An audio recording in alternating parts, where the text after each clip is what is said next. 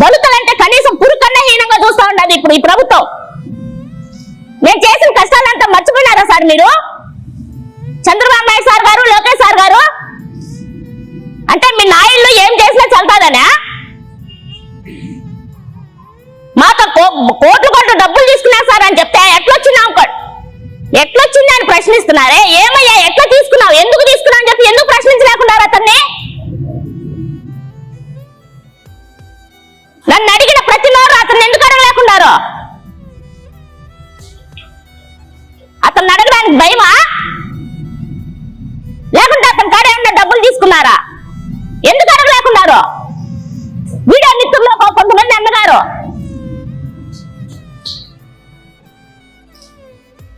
మాకు జరిగిన అన్యాయము, ఇంత అన్యాయం జరుగుతుండే ఒక బిడ్డ రోడ్డెక్కి నడి రోడ్డెక్కి మాట్లాడుతుంటే కనీసం ఒక్క మనిషి అన్నా, ఒక్క నాయకుడన్నా స్పందిస్తున్నారా?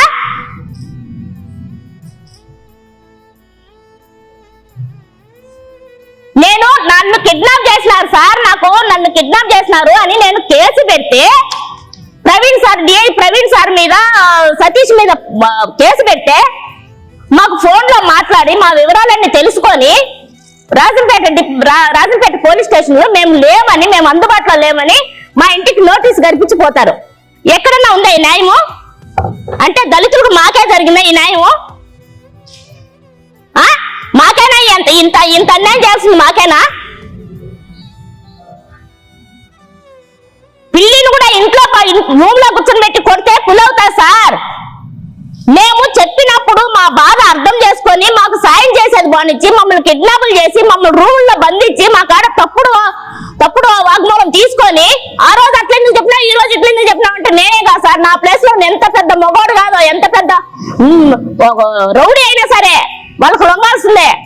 ఆ విధంగా చేసినప్పుడు ఎవరైనా సరే లొంగాల్సిందే, వాళ్ళకి భయపడి అబద్ధాలు చెప్పాల్సిందే. నేనే కాదు ఆడుకుంటుంది, నేనే కాదు, నా ప్లేస్ లో ఎవరున్నా అదే చెప్తారు. కనీసం నేను కేసు పెడితే వాళ్ళ మీద చర్య తీసుకోరా మీరు?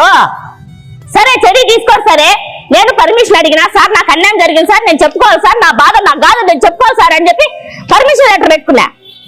ఏమన్నా పర్మిషన్ ఇచ్చినారా నాకు? ఎందుకు ఇవ్వలేదు? ఎందుకు నాకు పర్మిషన్ ఎందుకు ఇవ్వలేదు చెప్పండి సార్. డిపార్ట్మెంట్ గారు, పోలీస్ స్టేషన్ డిపార్ట్మెంట్ గారు ఎందుకు నాకు పర్మిషన్ ఇవ్వలేదు చెప్పండి, ఎందుకు ఇవ్వలేదు?